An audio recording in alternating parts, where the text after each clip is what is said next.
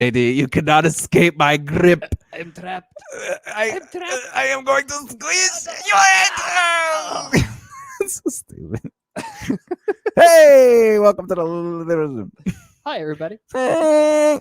We don't make this stuff up, except for that thing we just made up. Yeah, we totally made that craziness up. JD asked me to point out a few things today, so let's go. Yeah, but I told him to do it without actually pointing because that's rude. Let's see. Ready? JD would rather.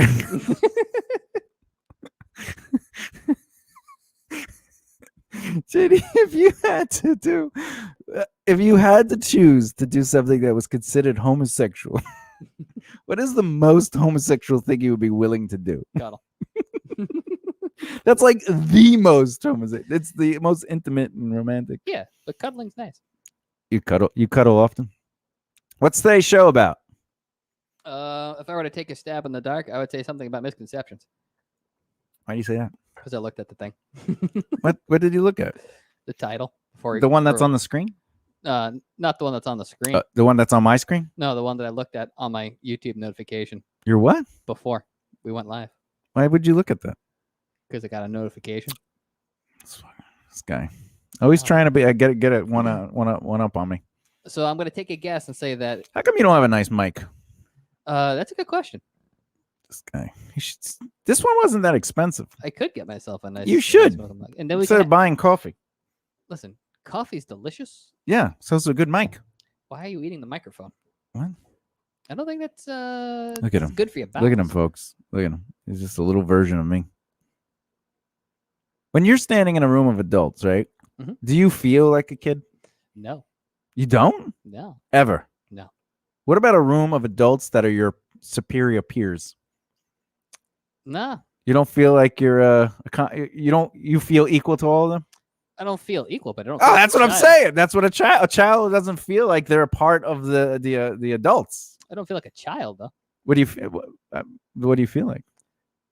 I feel like an adult. What is an adult? Not JD. What? Google. Oh, it went through. I submitted it. See, it's the 38th definition. Damn it. All right, what's today's show about? Common misconceptions entertainers have about their dream career.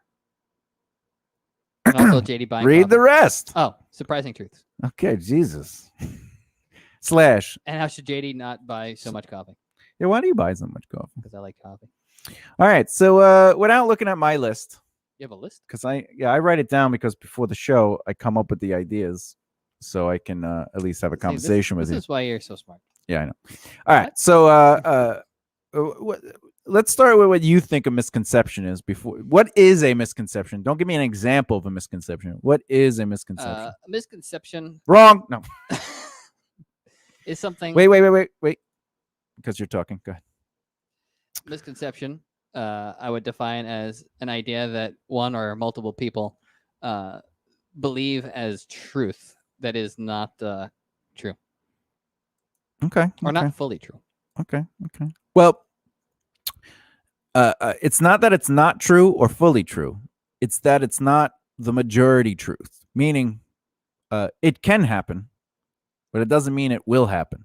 So you're saying things that that don't have a definite correlation. Well, I'll give you an example. If Metallica releases an album, they're going to sell 1 million albums. But that doesn't mean if I sell an album, I will sell 1 million albums. Everybody. So that's the misconception is, oh, if I make an album, I'll make money. Because Metallica released an album, and that's how they made money. Because the misconception is that they believe the album is what made them money, but they're not seeing the true value of it. So the misconception is in the process, but it doesn't necessarily mean what is being said is also an inaccurate truth. I got you. Because you can make money with an album if you have achieved the proper process and the goals to make that album make money with that album. You know what I'm saying? Like Metallica's not really making money with an album. Like there's other stuff that happened that made it so they could release an album, a shirt, a movie, or whatever. Like that deal with the devil in the early 90s. We got a deal with the devil. Do you think the devil's Jewish? I mean, he has to be. Because if the Jews have a cat laser in the sky, Oh god, that's probably one of my favorite, more recent conspiracy theories. the thing is, as soon as that sentence ends about the Jewish cat laser, I'm already out. I already checked out a Jewish cat laser. Yeah. Never mind the fact that that's a real conspiracy theory. Yeah, well, it has to be. All right. So, have you ever had a misconception that was proven to be literally a misconception? Yeah, literally everything I thought I knew about the entertainment industry before I met you. Now, what made you think that was the way it happens? Just that is all that I had ever heard from my peers and from. When you say peers, are you talking about people that were already successful in the industry? I am not. I'm talking about people that were in the same local circuit that I was, and then also adults and mentors that I'd had up until that point that were not in the entertainment industry, and the advice that they had given me. They were just crazy people. We have a question here. Oh, what's the question? From that. Oh, I don't know. That then guy 498. Well, it's on the screen. That Ethan. Oh, there it is. That Ethan guy. Oh, nice. I like the orgasm. I'll be honest. I really like the orgasm bit. The what? I think he's referring to us talking about. Thank you, Ethan. He's referring to maybe the comment of the cat laser. So I will look at the Jewish cat laser. Oh yeah, there's theory. Yeah, it's like a conservative right wing group in America believes that there's like a conspiracy of Jews that own a space laser starting forest fires. Oh yeah, starting forest fires in Cali. What was the cat part of it though? I don't remember that. I think that might have just been a joke. How wildfires became ripe in areas for right-wing conspiracy theorists. It's not so much that they believe it's a cat laser, but they believe that a Jewish cabal is like placed a satellite into the sky, a laser satellite that can also shoot a laser, and that they were shooting the laser into the forests of California to cause damage. Yeah, hence all of like the crazy wildfires that were happening all of like the past couple of years. Which is crazy because as JD is Jewish and my brother is a rabbi, I know that for a fact they wouldn't spend that kind of money. Yes, that is definitely true. Like, so you want how much? Nah. Maybe we could get some styrofoam. Get some dry ice or something. You know, like they always have like styrofoam cups and everything. Anyway, because sometimes you can't wash dishes. Yeah, you just gotta, so they have the styrofoam so you can throw it out. Yeah. Anyway, all right, so moving on. You did that at home when I was growing up. Yeah. So I know you're Jewish. My brother does it still, but mostly because he's in prison. So you're saying like people that didn't actually know how to do it were giving you advice, and that fueled what you believed was already the truth. That is correct, because a lot of the people that were giving me the advice were, I was in high school, so I was like a teenager, and like a lot of them were like professionals or like guidance counselors or people who are like meant to guide you build a career or find a career. So I was like, oh, they must know what they're talking about because they're helping people, find careers. Yeah, and then you realize, wait, they're not right. I realized that they were not right after I had met you, and you're like, this is how it works. I blew his mind because I told him everything he was doing. Yeah, it was really messy. And then I was like, can you even explain why none of it has happened? Because that's the thing. Like, once you believe something, if I do A, B should happen. But if B doesn't happen, that means that A doesn't work. That is correct. Like, if I play shows, I will grow a fan base. And then you don't see your fan base growing. And don't get me wrong, if you play for 5 to 10 years and you notice more people showing up, that does not necessarily mean playing the shows created the fan base. You're doing something else, and they're coming to the show. Because it shouldn't take 5 years to grow a few people. That is definitely true.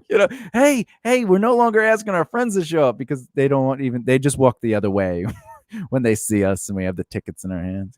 But anyway, so today we're going to go over some common misconceptions entertainers have about their dream career, and you will learn some surprising truths. All right? I'm surprised already. I'm excited. Now, are these surprises going to be gift wrap with a bow? No. Oh. So I've been in the entertainment industry for 20 years, and I have not had a day job for longer than that, buddy. I guess maybe no. No, because that's true because I started as an illustrator before I was even 18. Yeah. And I was getting paid work as an illustrator, but I did have day jobs during that period where I decided to save up money and create a foundation so I can quit all jobs and focus solely on my career in entertainment, which at the time ended up becoming music. But anyway, so this is a funny. We agree with that Ethan guy. Yeah. To be honest, his statement is accurate. But anyway, so one of the things that is a misconception, which I also had when I was younger, is that all people who are successful in entertainment have cushy jobs.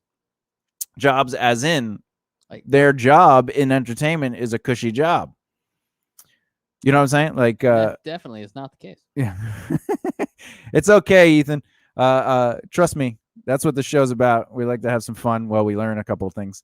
I'm sure there's a reference to all those faces, but the important part is that we're gonna move on. All right, so we have cushy jobs. So people like an actor or a musician, oh, their job is easy. Actors just act, musicians just record and tour and get to play, and writers they live the dream. They get to live at home and write and all that, right? But the truth is, working on set or in a studio or even at your desk can be demanding both mentally and physically because the hours are much longer than 9 to 5 on your the hours that you and I would work on set or in a studio or even writing at a desk or even is far longer than a 9 to 5. Or even like we've been in quarantine basically for a year and a half, and like the hours that we pull are longer than that.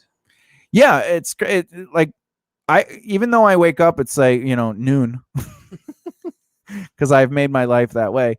I wake up at noon. I still work until 11 or 12, which is still longer than working a 9 to 5.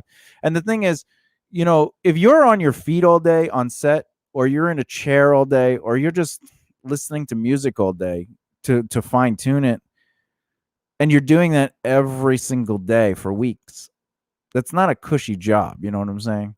Like, the thing that is true is that all the work it takes to get to the point where I can act or I can record or I can write, that's the part people don't realize. The misconception is they think, oh, your job is only to act. And it's like, no, that's only a small part of it. It's a very small part of it, So but the other aspect of it is you have to remember what you do is not your job. Your job is to ultimately achieve certain goals and make things happen so you get rewarded to do that thing you love, right? So so keep in mind, people out there who want to be in entertainment, don't think that if you're ever successful in that field of entertainment, your job is going to just be whatever you think it is you do, right? Yeah, one of the things that you pointed out to me really early on is the fact that as an entertainer, you're literally you're a private contractor, so you're constantly having to work in order to run your business, and that's you're doing a lot of behind the scenes clerical stuff more than you're doing the art fun part.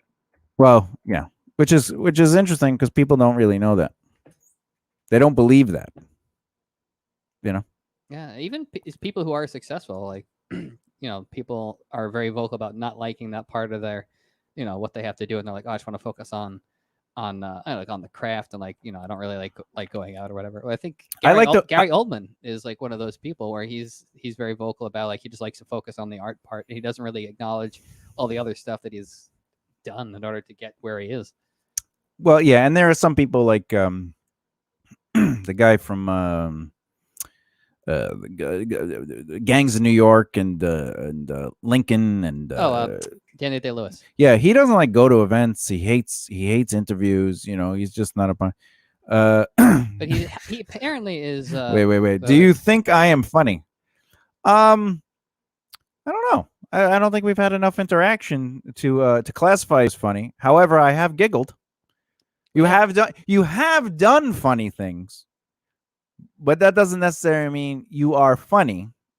It's like because we're doing what do we call it? The deductive reasoning. So one can be funny, one can do funny but not things. do funny things. as one can do funny things and not be funny. Yeah. What do you Right. say? So to answer your question, I don't have enough data to know if you are indeed funny, but you have been funny. And then it turned into not funny. Because we had to move on. Like there's a rule of three, like in comedy, like and it should get a little bit bigger and bigger. But I mean, it's funny that you put the dogs up there. That was funny. That was rough. That was rough. Hey, barking up the wrong tree is All what right, they put think. this on pause Okay, now. we're gonna anyway, moving on. So another misconception is you are wealthy if you work in the entertainment industry. Yeah. Now, honestly, if you're not in a union, or even once you realize work can be erratic and you didn't organize your money correctly, you will find yourself paycheck to paycheck, basically experiencing your existence like having a day job. Yeah. You can't. The thing is, working one job, doing one show or one CD or one book or one movie or whatever, doesn't necessarily mean you're going to be doing that tomorrow. Yeah, because Yeah, once you finish whatever it is that you're working on, that project, that CD, that album, that show, that whatever, the second you're done, I mean, you're literally unemployed at that point. Yeah. The moment you finish what you do, you're unemployed. Let's see. All right, last one, Ethan. What do you call a pen that don't work? Broken. What do you call a black person flying a plane? Captain? a pilot, you racist bastard. All right, anyway. Where are we? Oh, so the thing is, like, people go, oh, all celebrities, all entertainers are wealthy, but that's not necessarily true. If you don't know how to organize the money as it comes in, you have to remember, entertainment isn't like a regular day job where you're like, and you're not even guaranteed to be working a 9-to-5 job every day, because you could go in on Tuesday and the company could go out of business. You could go on Tuesday, you get fired. You go on Tuesday, whatever the case may be, But right? say you're like a PA on a show, Well, we're not talking about entertainment. We're just talking about just a day job, like a 9-to-5. Like you could be like, hey, I have a 9-to-5. I'm guaranteed money. And then Tuesday comes along and you're like, the business is closed down or whatever the case may be.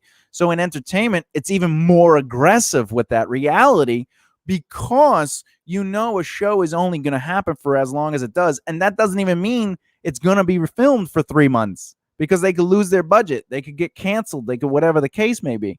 So if you're working a job just in general with the mindset that, well, I have this job, so I have more money coming in, you're doing it wrong. You need to organize your money so you can start developing wealth, because the more you organize your money, the more control you have to create security, growth, and dream. And that misconception leads people to go, I'll work a day job until I become successful in entertainment, because then I don't have to. And then what happens is, this is the crazy part, and you can look up many stories like this. Somebody will have a job that is a good paying job, right? And then they get like that one big break.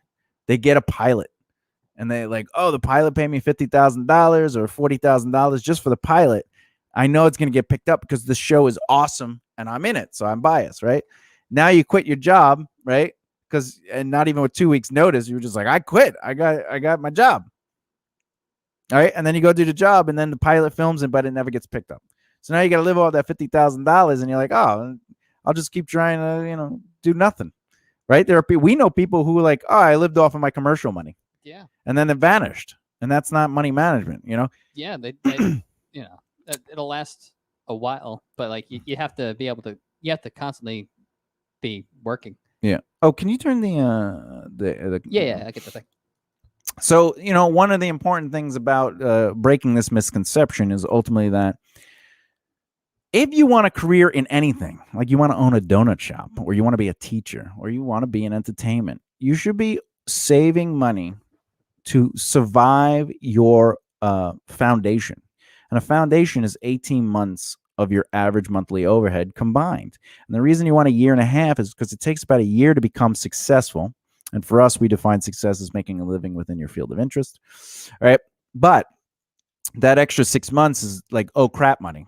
like, something happened and my year got pushed back, or I got sick, or whatever the case may be. It was a natural disaster. Yeah. And because your foundation is affording your average monthly overhead, which includes all of your expenses at a budgeted effort, meaning you're not living a lifestyle, you're living a budgeted effort, you can now focus on getting involved in your industry. So if you want to be an actor now, you could start doing background work, not to make money to pay your bills, but to start networking. You could start working as a PA, not to pay your bills, but to start networking and building your reputation, your marketing brand value within that industry. You can start volunteering your time and doing stuff for free, internships, things like that, because you're not doing it to pay your bills. But by doing this, it will lead to paid opportunities. I have a guy that, he couldn't get work. I was like, hey, let me introduce you to a couple people. He's like, no. I have friends I'm going to talk to that will help me out. And then like 3 or 4 months in, I'm like, hey, how come you're not working or anything? I thought you were going to do stuff. And he's like, well, my friends didn't work out because they don't really have pull or anything. They couldn't get me anywhere, or they're not even doing anything themselves. That's the thing. Like if you're like a musician and you're like, well, I have 6 musician friends, but they are literally doing the same thing you are doing, they can't help you because they're doing the same thing that you're doing. Yeah, they have no influence in their own lives. How can they influence good habits in yours, right? So anyway, this kid had to leave a very cushy situation to go back to work doing basically maintenance on, pools and houses and stuff. Which had nothing to do with entertainment. Nothing to do with entertainment. Then they came back to the cushy situation, and I said, let me help you out. And he said, okay. And I introduced them one person, and that one person led him to an opportunity to work. And I says, now just focus on building relationships. And he did. After they worked a 12, 15, 16-hour day, they would go out to the bar, and he would go to the bar not to drink, but just to socialize. And the reason is because he's getting involved. He's being seen and being present. He's not doing the job anymore. Like he's not doing the thing he does. He's now actually doing his job. Because the thing that was that got him further along wasn't necessarily doing that job. It was what he was doing afterwards, which is socializing and building those relationships. And it's not even about doing the job amazing, because what he was doing was he was sleeping in the truck most of the time, but he kept getting hired because everyone was friends with him. And that's the thing, like people forget. What we got here? We got a guy. For my job, I want to do something with games. Well, that's great, Ethan. And it's the same thing though. Like when I tried to do stuff with games, when I had like soft retired, I retired from the music industry. I started playing online games and competitions. I had the money where I could do what? I could focus on building the brand value of my team. I focused on my getting involved with more interactive online stuff. I started talking to more people who were in that world, and I didn't have to worry about paying my bills the next day. So it's the same thing with doing something with games. If you want to play games for money, or if you want to build games, if you want to design games, if you want to, anything you want to do.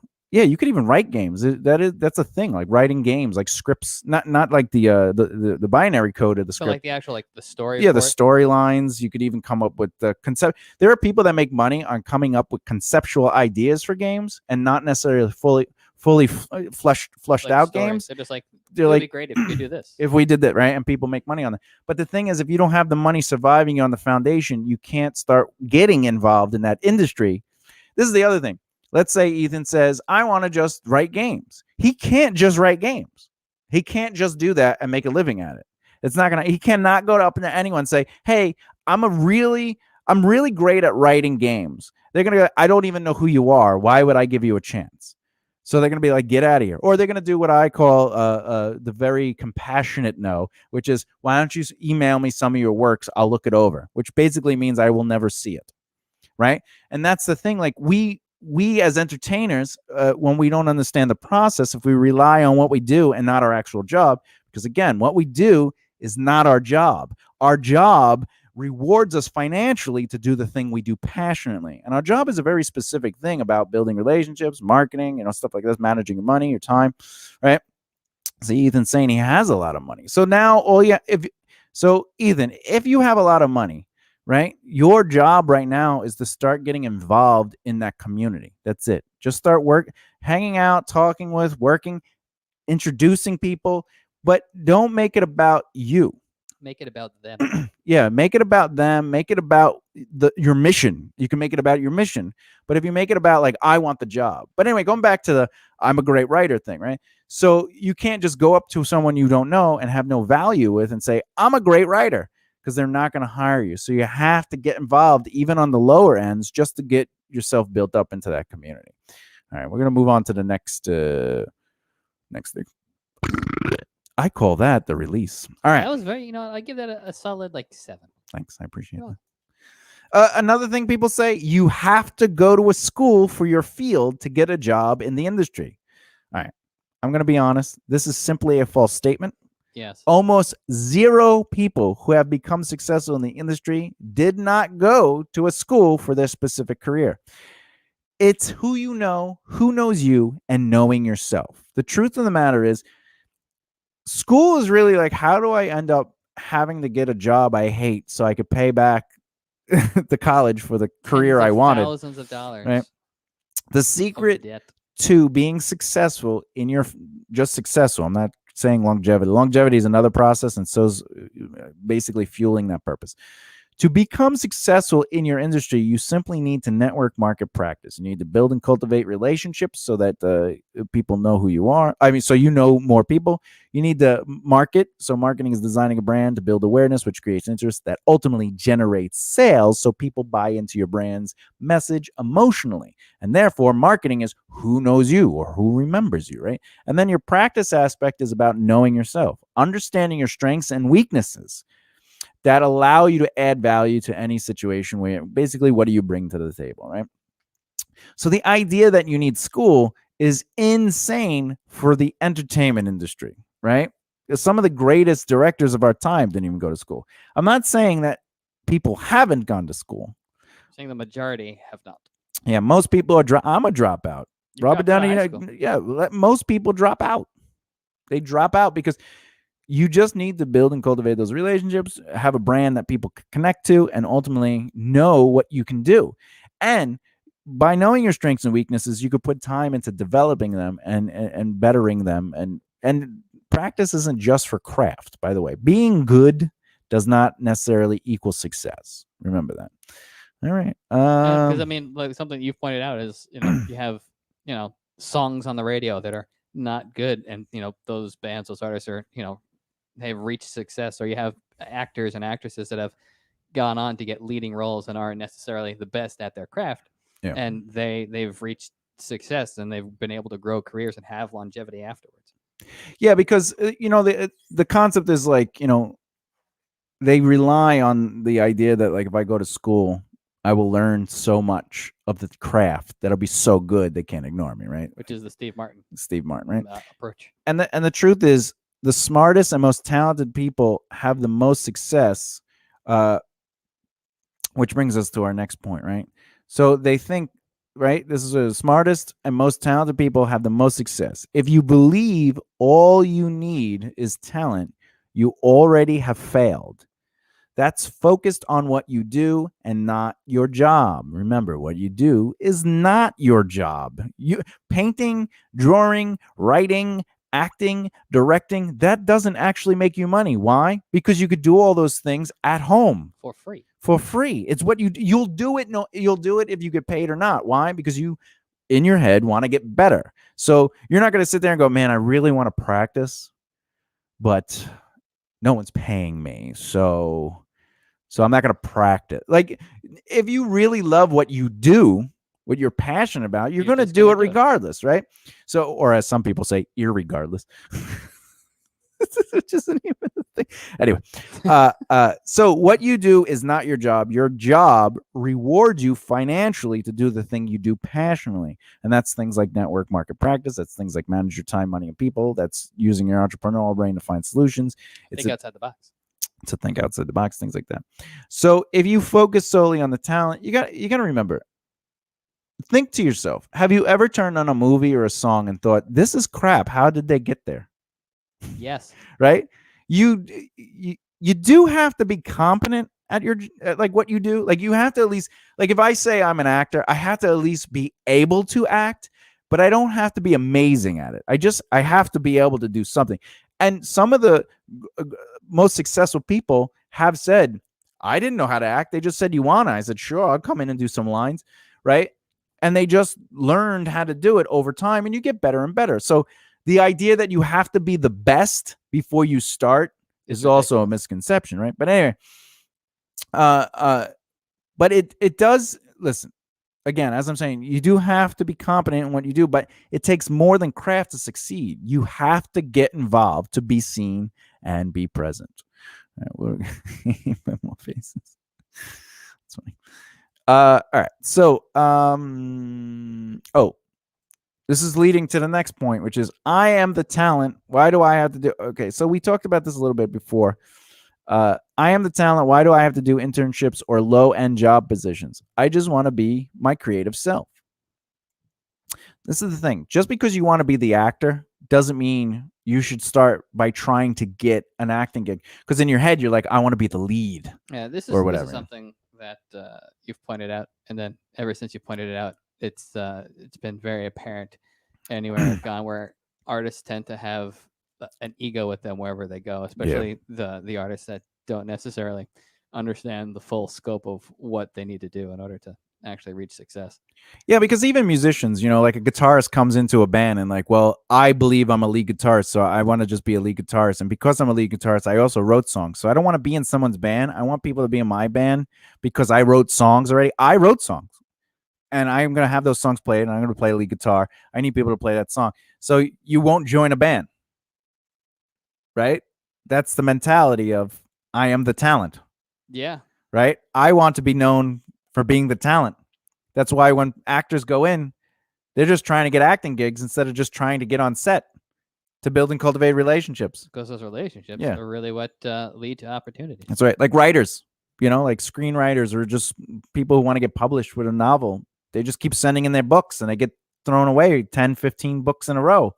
And they're like, damn. And then they get that one introduction to a publisher. And the publisher introduction. Yeah. And the publisher's like, oh, well, my friend who has successful book sales says you are a good writer. I will at least listen to you. And now you're in the next step, So don't, well, I shouldn't say don't, but focus on who you are and what you want to achieve as a mission, moral, and ideal. And because if you stay focused on what you do, and you need to be doing that or you don't feel successful, you're not going to really make it. Now, I once saw something online that says, if you get paid to do what you love, you're successful. I don't agree with that.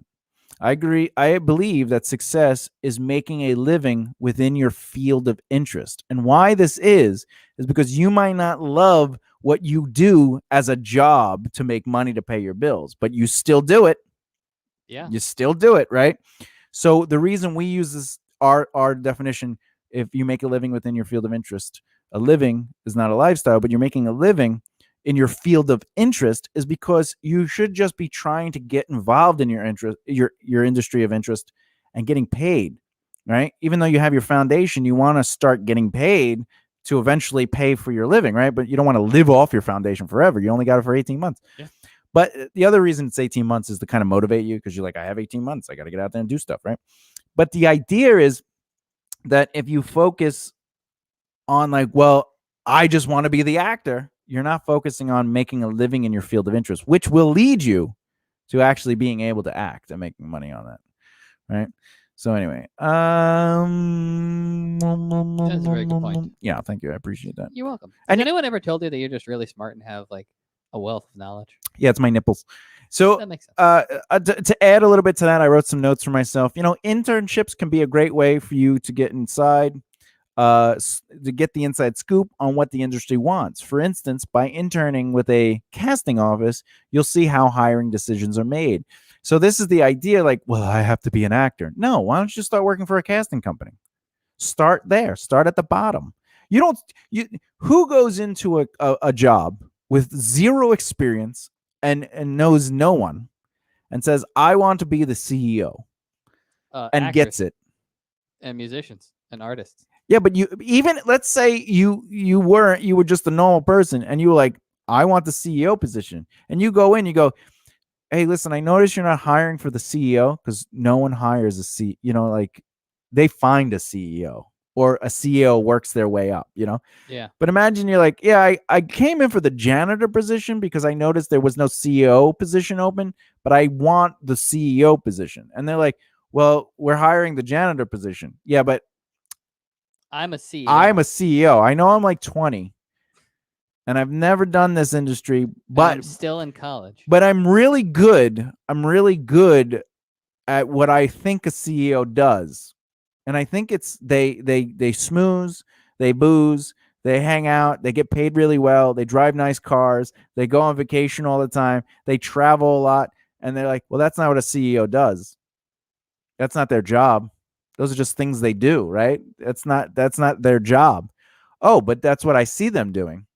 Yes. Yeah, they get to do that because they're good at their job. Oh, all right. Well, how much does a janitor position pay? $10 an hour. Well, no, I need to make my first job into the industry needs to pay not only for my living, but my lifestyle. See, I want to own a nice car. And it's a very repetitive cycle. Oh, it's very destroying. It destroys an artist's. It jades them because they're like, I'm not getting the things I want. Here's one of my favorites. I think JD, you said this to me. I need an agent or manager. I'll never get real work. I think that was something you were like. I have a band. I need a manager. No, I think we asked you originally. To manage. And I laughed. You're like, yeah. It's like, if I'm being completely honest, I think we even used the example of like, oh, we'll make you money. Yeah, and I was like, how are you gonna make me money? I already make money. Well, we'll make you more money. And then I believe you asked us how much we were making. Yeah, how much do you make? Well, nothing right now. All right, so I'll make 90, you make 10. Would that be a fair deal? I mean, if you were doing all the work, then yes. But I would have to be doing all the work. And in the long run, it definitely would have not been a good deal for us because we would have not been able to afford what we were doing. Then how would I be able to afford what I'm doing if I took you on as a manager? Exactly. The thing is, though, the band thinks we write the music and play the shows. We're doing all the work. And they don't realize that most of the work is not that. None of the work is that. Zero work. Zero. You're telling me playing a show is work? No, it's the fun part. That's the fun part. It's the reward. The stuff before the show and after the show is the work. Yeah, the playing is the fun. Yeah, the playing is always the fun. The recording is the fun. I like the top that you have. Oh, the shirt. Oh, yes. You are going to die. That's funny. He's just so happy. He is very happy. What do we name him? I don't know, but he's bananas. He is definitely bananas. He's bananas. Where can you actually buy this shirt? Oh, was it $6shirts.com? Oh yeah, that's right there. Yeah, $6 shirts. $6 shirts.com. .com. Yeah. Yeah, and then what do we call it? This was Life's Bananas. Oh yeah, the shirt is Life's Banana. It's the number 6. BANANA. What is it? BANANAS. Thank you, Gwen Stefani. Oh Jesus, that's ridiculous. Oh, it's the number 6. Yeah. Yeah, write that in there. Did you write it in? I did not. Oh, I'll write it in. It's the number 6. It is the number $6 shirts.com. There we go. And then you just look up that shirt and you can buy it. Life's Bananas. Life's bananas. The boom, boom, boom, boom, boom, boom. Anyway, so I need an agent or a manager or I'll never get real work. This is a misconception because agents prefer to see that artists have some experience outside of, say, school. If the artist is able to obtain work on their own, they are showing proof of concept. All right, or proof of success. This happens with record labels, publishers, agents, managers, you name it, because they are looking for the same thing, which is proof of concept, proof of success. If you are finding yourself successful doing what you're doing, there's only so much you can do with your resources. So then you bring on someone else that takes a small percentage, like usually 10 to 15%, depending on their position. And they'll use their resources to take what you've done to the level you've done it and expand on that. But they can't take nothing and expand on, because what is 0 times 300? 0. But what is 100 times 300? Read that. 30,000. That's right. There you can add the zeros up. zeros. Yeah, it's 4 zeros. Well, you're adding 2 to the 300. Yeah, but that makes how many zeros? 4. Yeah. So what? I don't understand what you're saying.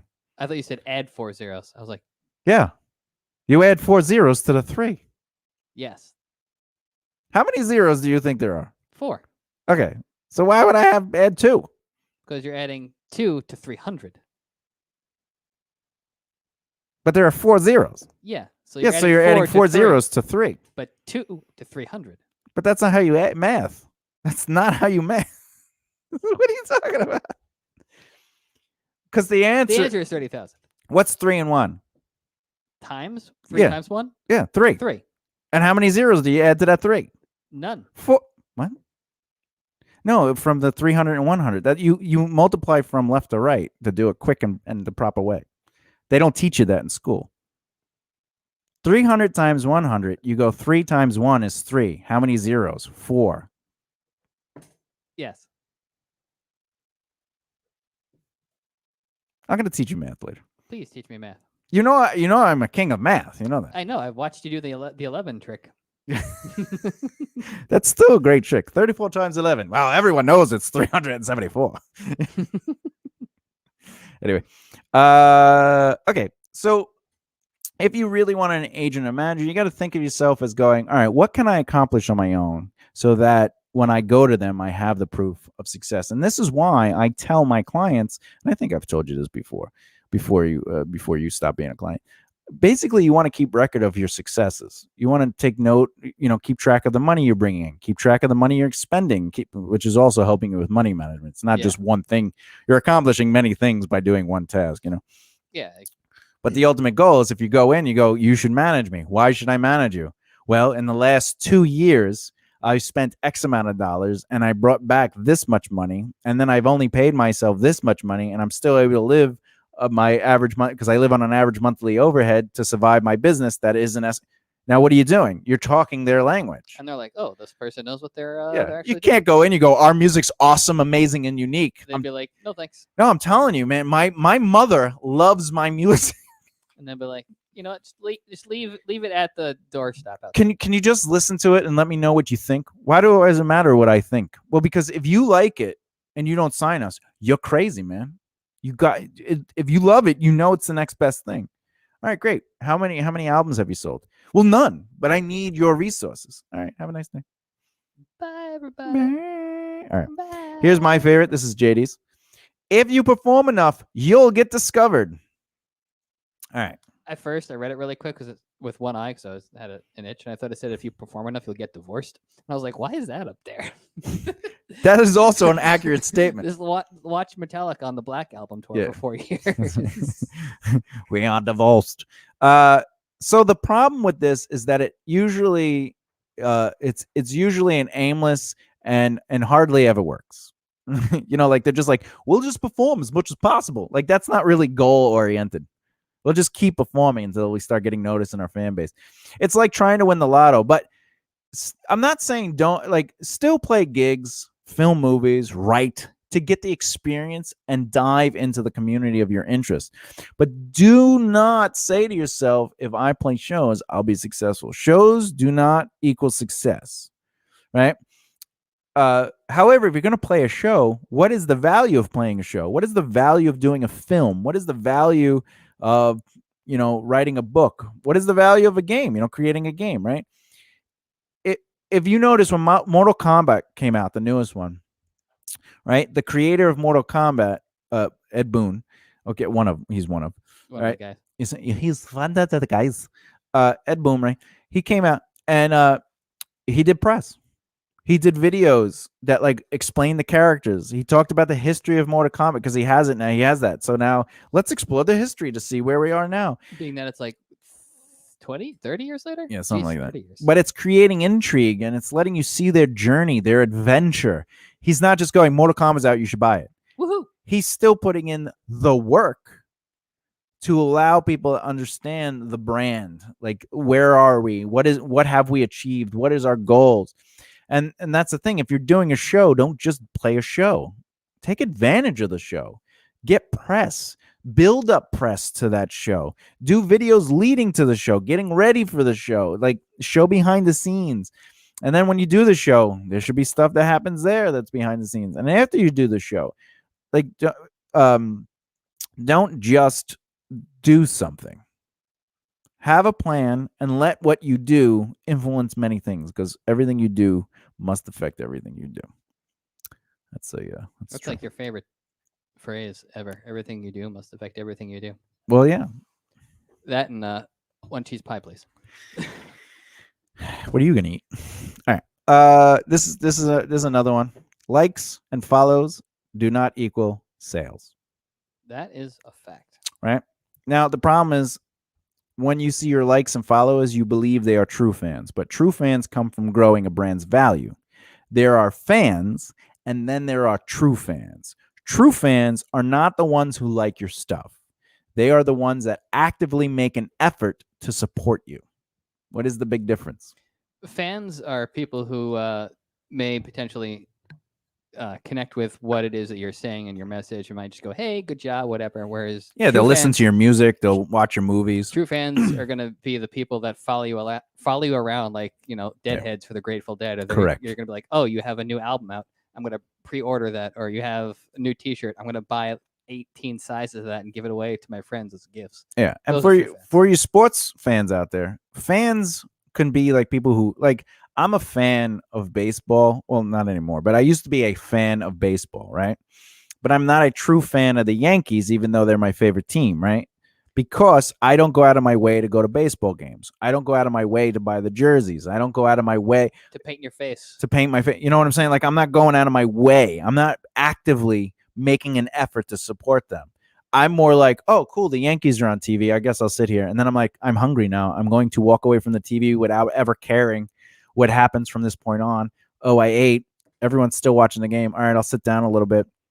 I think I'm going to go take a nap. You know what I'm saying? Like, wake me when it's the last inning. I'm also the kind of fan that's like, let me just see what the standings are. Like, I might look at the newspaper at the end of the week and be like, where are the teams? Oh, the Yankees are in second or first. Great. Like, that's a fan. I'm a fan. You're not the kind of fan who's going to sit down and watch every single game. You're like, oh, where are they in the Like, my old drummer's father was a Mets true fan. Like, he would come home and he Did he would have just a Mets shrine? I don't know. He probably did. I didn't really go in his room. He might have. Well, it didn't have to be in the room. It could be like, you never know. That's what I'm saying. Like, I didn't see it. It might have been in his. I've never. He might have like he opens up his closet and is like, my piazza. Like, you know what I'm saying? But he would come home from work and he would just turn the game on and he would just have it on in the background so you could hear it. And then after he finished whatever his daily come home stuff is, if the game was still on, he would sit down and he'd just watch the whole game. And then every Saturday or Sunday, he'd watch whatever game was on. He would have it. If he went downstairs to work on carpentry, he would have the game playing on the radio. So he was obsessed with fans. In fact, my first game that I ever went to was a Mets game because him and his family went and he bought tickets. Well, how old were you when you first went to your first baseball game? Well, definitely in my 20s. Yeah, because you were with your old drummer. Yeah. It had to have been anywhere between 97 and 2005. Somewhere in there. I want to say it's probably more like 2000. You know what? It's probably 2000. I think it's either. I don't think it was after 9/11 is when. Ask me how old I was. How old were you, JD? 12.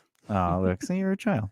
I was a wee little babe. A wee little babe. Oh, wee little baby. All right, here's one that gets people in a lot of trouble. Uh-oh. Oh, do you want to wait, let's go over this fans thing real quick. Oh, yeah. So the true fans things, focus more on what you have to say and what your brand is and let people connect to you. There's a thing on the internet where people will just write like blank statements. Like, for example, are you saying just like a generic? Well, I'll read some really crappy ones. All right. So, okay. But you're talking about just like a generic, like everyone says this kind of thing. Yeah, like something everyone can relate to, but what people can relate to isn't necessarily brand building. They're just relating to like what it is that means to them, and not necessarily what that person. They're not relating to the person who's saying. Yeah. So, for example, let's say you see somebody and they post something like, there are many different success stories. The one thing every successful person has in common, they have an insane work ethic. That has nothing to do with someone's brand. That's a statement of familiarity. In fact, I bet you, if I Google that, I bet you that's like somebody said that. A quote from somebody. Let's see. Oh yeah, Mark Cuban. That's funny. That is really funny. That's funny. Wait, so did this That's funny. Did that wasn't even given like credit to the person who said it? Yeah, they just stole it. That's funny. Man, that's kind of not nice. How about this one? Every day offers a chance to learn something new, right? So like, that's a generic. There's no brand in there, right? Let's see. Every day. Is that also Mark Cuban? Let's see who this is. It's just inspirational quotes. All right. So all right, now that's why I'm saying they are just they're blank statements that will get interaction because people relate to that statement, yeah, not the person saying. Yeah, if you're just posting things that is just generic, you're not building a relationship with your audience. They're not building it. Brand building is going to take a lot of work, and it's going to take a lot longer than just getting the likes. But the problem is, people want that initial the instant gratification. The problem is, when you do post something that has to do with you, what you're doing, no one will care because it has nothing to do with them. Which they have already associated that is the brand. Yeah, the only reason they're going to you is because of the inspirational quotes that are very common and everyone can relate to, right? But the other issue is, once you start showing your adventure, they don't care because they haven't bought into your brand and they don't want to see what you're doing. They're not interested. They came to your Twitter or Instagram or Facebook or social media, your TikTok, to be like, well, I want to be inspired today, because that becomes your brand. But if that's not your brand, you're becoming a brand based on the conversation. Oh, you're the inspiring person. But again, if you're saying generic things, you're lying to your audience, because they're going to start connecting to you, and then they're going to realize you don't say anything real. You don't say anything truthful. You're just talking. You're using talking points that everyone knows. Which makes like sense the way you're explaining it. Like, here we go. There's something that inspiration quotes, right? That's like me going, let's say I do like a speaking gig. Okay. Let's just say I do a speaking gig, and I'm like, I'm going to be an inspirational speaking gig, right? All right. And then keynote speaker. I'm a keynote speaker. And I go, listen, act as if what you do makes a difference. It does. I'm telling you. You can't even do it. I'm telling you, just do it, because success is not final. Failure is not fatal. It is the courage to continue that counts. Never bend your head. Always hold it high. You have to look the world straight in the eyes, because what you get by achieving your goals is not as important as what you become by achieving your goals. I love that you've literally just been like flipping through line after line, and it still works. I know. I just read what I saw. That was William James, Winston Churchill, Helen Keller, and Zig Ziglar. All right. Here's Theodore Roosevelt. Here, I'll do another one. I'm starting over. Okay. This is Theodore. Believe you can, and you're halfway there. When you have a dream, you've got to grab it and never let go.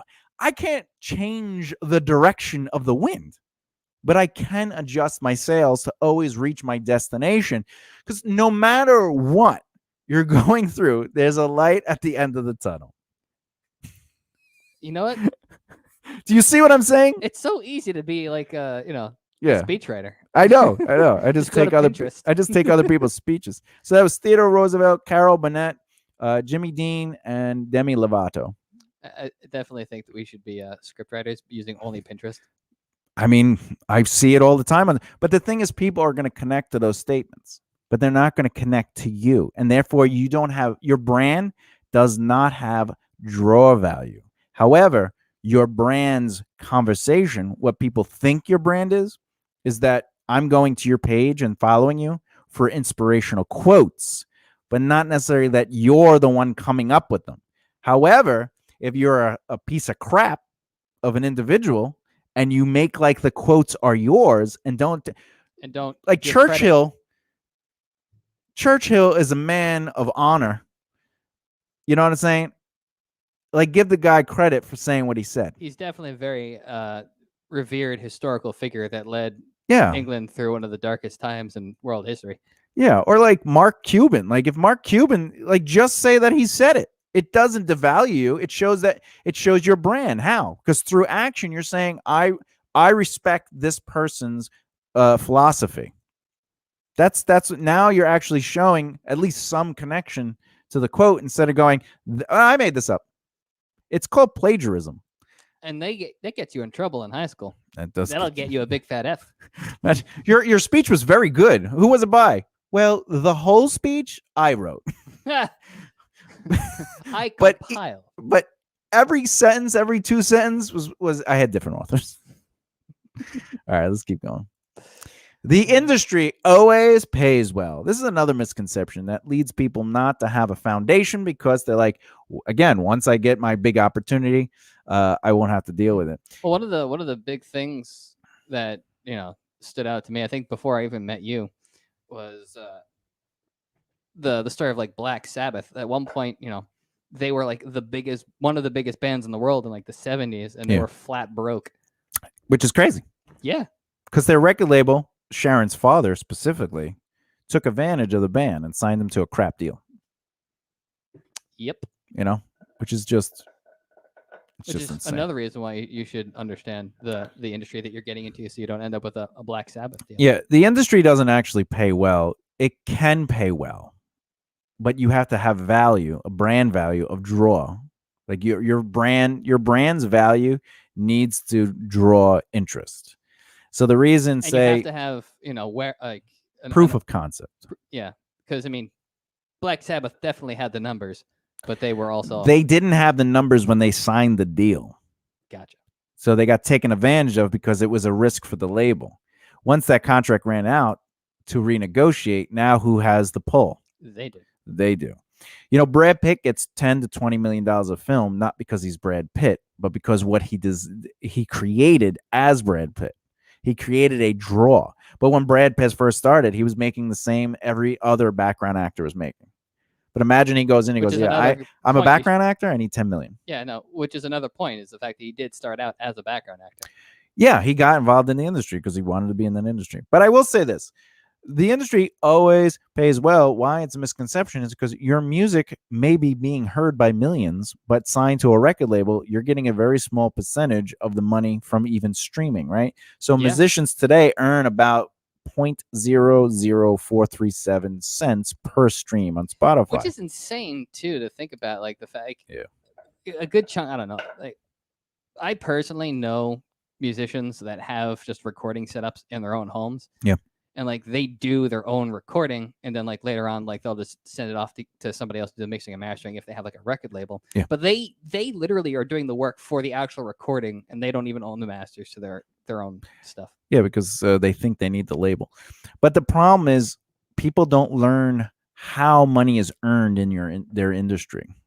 There are different ways to earn money in your industry, but if you focus on trading time for money, for example, if I put time into writing an album, and I get paid for that time, I'm doing it wrong. Yes. Right?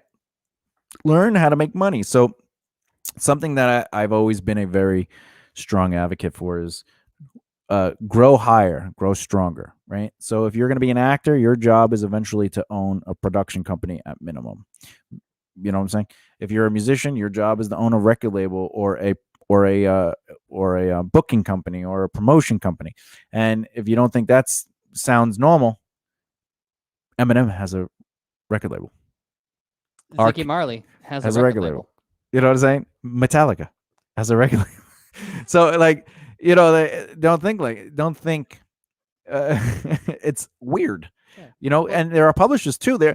In fact, if you watch the movie Knives Out, that's an example of somebody that has such strong sales and books, they had to create a publishing company to own the books, and then they worked with a distribution company. That was a However, great you could movie, by the also way. own what? That was a great movie, by the It way. is a great movie. You can also create a distribution company. So you have to think above and beyond what it is you do, so you can start really making money. You won't really earn wealth in your career until you start learning how the industry works to earn money. Don't just act to get a paycheck. Don't just write to get a paycheck. Like, learn the industry, learn how to own stuff, learn how to be involved, you know. Yeah, like you say, you have to diversify. You got to diversify. You just, like, sleep with more than one person. Anyway, I mean, just people like kidding. it, though. Don't sleep. Touch. All right. Cuddle. Here's another one. I need that one hit. I need the right person to see me. All right. This goes along for actors, writers, musicians, everybody. You just need to be discovered. Is the No. This is that discovered is like, if I play shows, they will discover me out there. This is that what I do will be massive. Like, if I write a great album or a song and that song blows up, I'll be successful. So it's a little bit different. That's what you're saying. But the discovery might be like, I have to just keep recording music and putting music out. If I keep putting music out, I'll get discovered. But this is that something you put out becomes so big that it becomes a hit and you could survive off of that. The other thing is, I need the right person to see me, right? This isn't necessarily discovery. It's just, this song is going to be the best song in the world. I need you to listen to it because I wrote it. This book is amazing. You need to read it.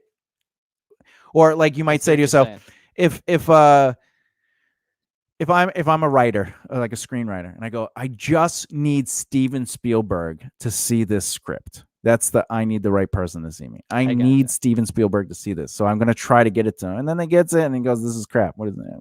This has nothing to do with the Holocaust. Right? So it's less about the hit and more about knowing how to capitalize on that hit as well. For example, for a little while, you will have value worth for demand of price, pay, or view. But you have to follow up with, you got to focus on something beyond that one thing. But your brand's message through your voice, image, and conversation will help elevate that pop. Because if you do have a hit, it's a pop. It's something where it's like, oh crap, you're getting a little bit more notice than you normally would. Take advantage of it. Let me get my brand's message out there. Let me get my image out there. Let me really control the conversation. Because it's not about the song. It's about what it is that you stand for in your missions. 1 second. Hey, Ethan, thank you for staying as long as you did. If anyone is on Twitch and he has a channel, check out that Ethan guy 498. We really appreciate the support and the viewage, man. Thanks for hanging out. Be good. Ethan. Bye. Toodles. Yeah, we're here every Sunday. Same time, 3 o'clock to 5 o'clock. Same banana time, same banana channel. See you later, man. We love it. We love people checking in. That's bananas.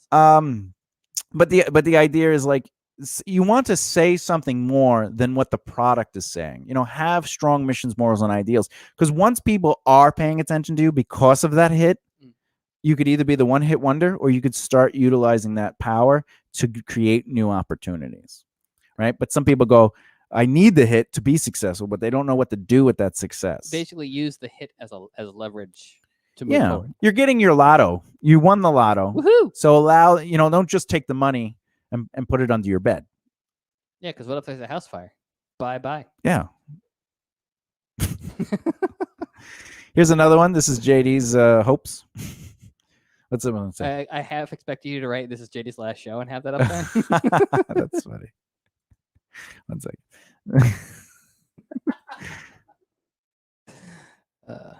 Anyway, so what does it say on the board? It says overnight sensations on the screen at the moment. That is the next topic. And what does that mean? That means that people have a pipe dream of waking up and, today's day and age, going viral. Yeah, they think like, oh, I'm awesome. Amazing. And unique. So I'm gonna be successful. I just need to be discovered. I need someone to see me. That viral content. Yeah, everything that we've talked about today, this is what they believe. The misconception is that those things will lead to, like, if I play enough shows, right? But the truth is, Alan Rickman, 42, Bob Ross, 41, Samuel L. Jackson, 46. 46? Yeah. The age their careers were successful. when they got either their big break or they finally went over the top, and now they were able to get work. Steve Carell, 43. Harrison Ford, 35. Christopher Waltz, 50. Christoph Waltz, 53. Wow. That's crazy, right? Jake, and he's an amazing actor. Is Christoph Waltz, was he acting before? He was doing theater and he was doing small movies in Europe, but he didn't become He's from who Germany, he is. Right? Or Austria? Austria, I believe. I don't know. I believe it's Austria. Okay. But anyway, because when they did that movie with the Quentin Tarantino Hitler movie, Bastards? yeah, I think they were casting in that area. But anyway,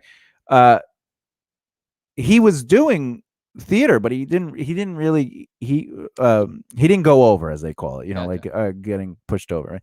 J.K. Rowling, 32, Susan Boyle, 47, Viola Davis, 43, and Jane Lynch, 49. Jane Lynch, by the way, was the doctor that broke the case in The Fugitive.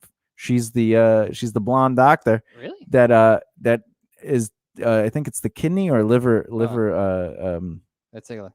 It's the things where Harrison Ford. Lynch. Yeah, Jane Lynch, Lynch. Wait, how old is she? She's 49 when she became like boom.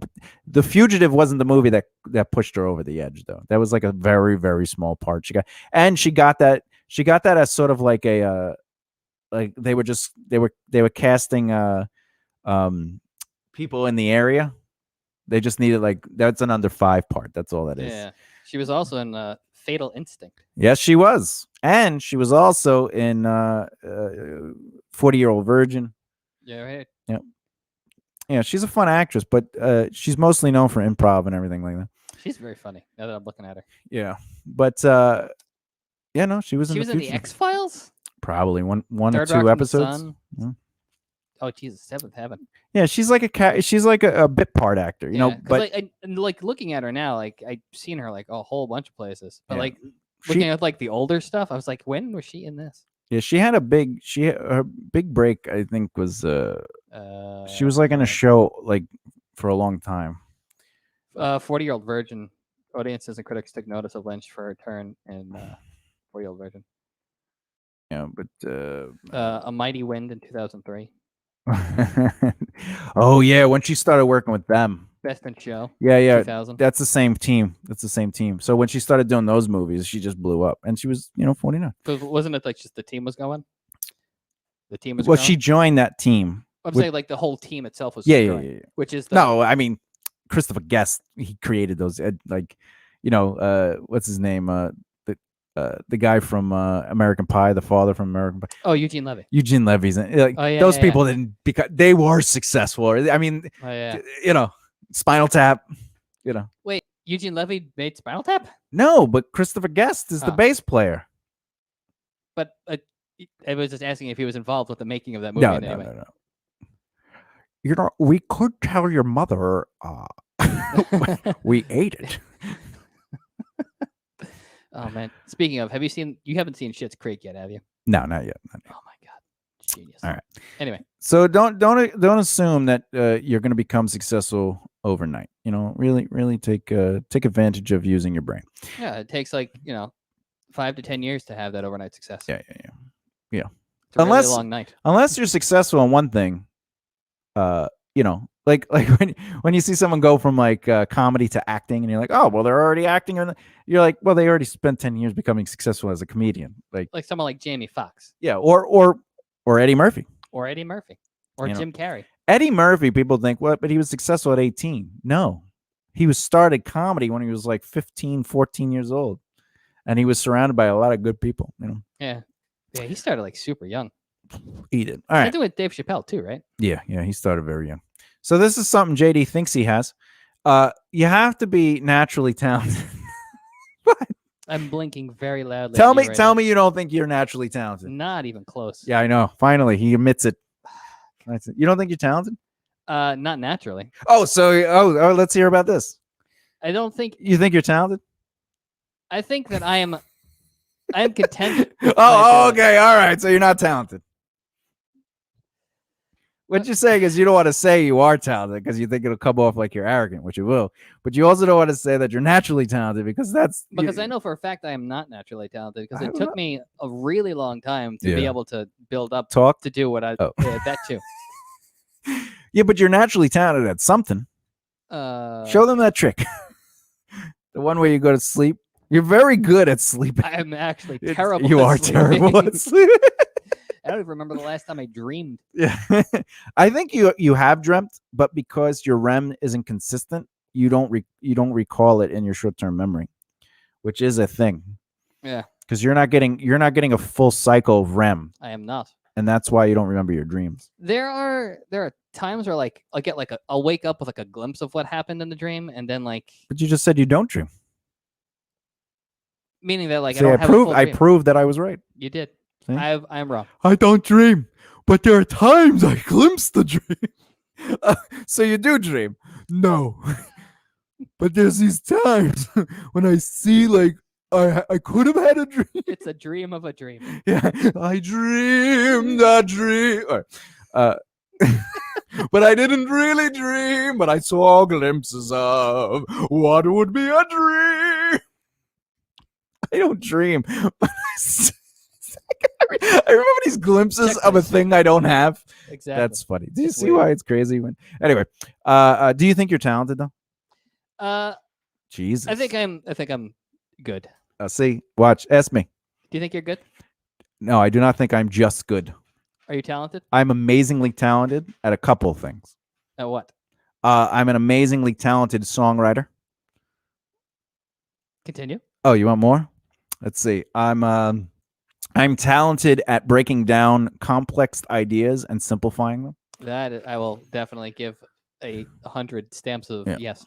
I am talented. I'm very talented at writing, even though I was told I'll never be a writer. But now I'm making a living as a writer. Yeah, I make a living as a writer. Let's see. I'm a talented listener, and I'm a talented speaker, because I teach the art of conversation, and I speak. I do speaking engagements where I have people engaged and they learn stuff, and I move them emotionally and get them to laugh, which also helps because I'm a stand-up comedian. But I don't think I'm a talented stand-up comedian, but I know I am a talented songwriter. Why is it you don't think that you're a talented stand-up comedian? Because I do not have the art of stand-up comedy down, but I have the art of writing down. So I can write good jokes, but the performance aspect of it, I don't have that down yet. Because I never really focused on just being a stand-up comic. It was just something I liked doing. Gotcha. I wasn't trying to become the next Louis C.K. I was just trying to enjoy my life. You're like, this is fun. I really like doing stand-up, but the funniest thing for me though, people will be like, how long you been doing this for? And I hate that question. So I'd always be like, I've been just doing it, like, You're not giving him a definitive answer. Yeah. I enjoy what I do, but I don't know. And then they'd be like, well, are you good or anything? And I was like, I'm all right. I'm trying to get my jokes somewhere. And I'd be like, all right. And then I'll go on stage and I'll destroy, and I'll come off, and they'll be like, how long have you been doing this for? I was like, I don't know, 10 years. It's such a weird question, especially if like you're just talking to someone or just meeting them, and like you're like, why do you need to know this? I hate in interviews when I go, what inspired you? Like, how did you get started in blank blank blank? And you're just like, I wanted to do it. It's such a weird empty question. Yeah, I don't like those. But anyway, so the misconception is because today's show is about common misconceptions common misconceptions entertainers have about their dream career and surprising truths you might find. So one of those misconceptions is you have to be naturally talented, but the truth is no, but it does take hard work, effort, and time to treat your life like a business. And what does treating your life like a business mean? Well, it takes 5 sides to make that happen, to understand the triangle of life, which is 3 needs of success, 3 needs of longevity, 3 needs of purpose, the 8 assets of life. And of course, if you do those things, you are now the 5th side, treating your life like a business. So what are those things that you have to do? People always like, well, what is the hard work I have to do? And the hard work that you have to do is network, market, practice. Manage your time, money, and people. Utilize your entrepreneurial brain and understand your talent.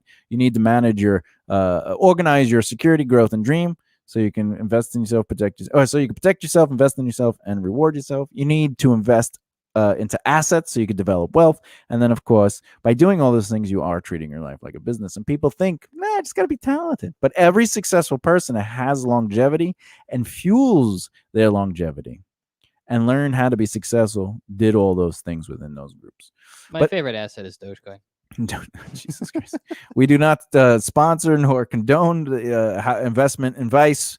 However, if you have the money and you want to do it on your own accord, we don't want to get yelled at. JD said that's a Dogecoin. I sold my house and I bought 10 million shares and I went down to a penny. I'm going to kill him. All right. That's a lot of shares. Stars mean success. I like this one. All right. So the idea is that people believe if I pay more for a named star to be on my record or in my movie or write the foreword to my book, they believe this means success, but it does not equal success. You have to manage your expectations and focus on the work to achieve, because what you do is not your job. Your job rewards you financially to do the thing you do passionately. Just by putting Eric Roberts into your movie doesn't mean that movie is going to be a hit. You know what I'm saying? Like, even though he was in The Dark Knight, it does not mean that your movie is going to be The Dark Knight. You know, like, or like I have a friend who ended up having Ripper Owens in there. Now, Ripper Owens playing with Judas Priest sold records, but not because it was Ripper Owens. It was doing it because Judas Priest had a brand. So Ripper Owens now had a brand, but playing with an unknown band, the thing is, like if one famous band gets together with another famous band and they do a new project, like a super group. Yeah, it's gonna make, it's gonna be successful, right? There's gonna be at least some notice. May not be successful, but it'll definitely get noticed. Like when Helia first came out. Yeah, whoever that is. So, but if you're like an unknown person, you're like, I'm gonna get Ripper Owens to sing about my album, and then he sings on it, and it's just, everything, right? And then then your songs are behind it. People are like, I can't listen to it. They're like, what's going on? So, don't focus your efforts on that bullshit. Anyway, here's my favorite. If you build it, they will come. You need to put a little bit work into it to make them come, I mean, you got at least 20 minutes. Yeah, put your hands on it. Like, really, you got to grind it out, because it won't just come if you build it. You got to work, you know what I'm saying? You got to work. You got to earn the right. You got to play around a little bit. You can't just jump in on it. You got, you know what I'm saying? You got to ease into it. Yeah, ease into it. And I just realized we're doing an innuendo for working. Okay. Look, it takes more than building something amazing, awesome, and unique. You really have to know what your job is, and like we talked about, your job is the 3 needs of success, 3 needs of longevity, and the 3 needs of purpose, including investing in assets as soon as the time comes. So would you say the job is to work the triangle? The job is the triangle. Not that you work the triangle. The job is so if you are doing those things, you're doing your job. The triangle just kind of organizes it into it gives you a visual to look at. Yeah, and it simplifies it. These things will lead me to success, but I won't have longevity unless I have this. And then I won't continue my longevity if I don't fuel my purpose. And then how do I fuel my purpose? By investing into assets that creates wealth. It's very simple. What you said. Anyway, so I don't agree with this build. If you build it, they will come. I've heard this a lot, and people really like, if you play a show, people will come. If you record an album, people will come. If you write a book, people will buy it. If you make a movie, people will, people don't put time and money, hard-earned money, into things they're not connected with. There's a reason someone will spend money, $100 on a Britney Spears ticket, and one of us would be like, why did you spend that? It's Britney Spears. And they're like, it's Britney Spears. And then we'll go right around and spend $200 on a Dream Theater 25th anniversary show. And people are like, I can't believe you spent $250 on Dream Theater. And you're like, it's Dream Theater. And the point is the emotional connection and not necessarily the thing. Which makes sense. Yeah. That's why JD works out all the time and I enjoy life. Okay. Listen, I enjoy how I feel after the exercising. Do you really? I do. Then why do you make those noises where you I'm Jewish? Because sometimes it hurts. To be Jewish? Yes, all the time to be Jewish. Yeah, because you got to keep cutting your dick skin. Grows back every once in a while, and you got to be like trying to chip chap. I mean, got to chip chap, chip and chap. Jewish penises are actually like starfish. Yeah, they just keep growing back. If you eat the skin, it's disgusting. I found out, JD, if you masturbate constantly, you have a very boring life. My life is boring. Okay. Oh, you woke up the baby again. Leave him alone. Jesus. Sorry, Estefan. All right. This is why I don't really get as many women as JD does. More is better, bigger is greater. Now the problem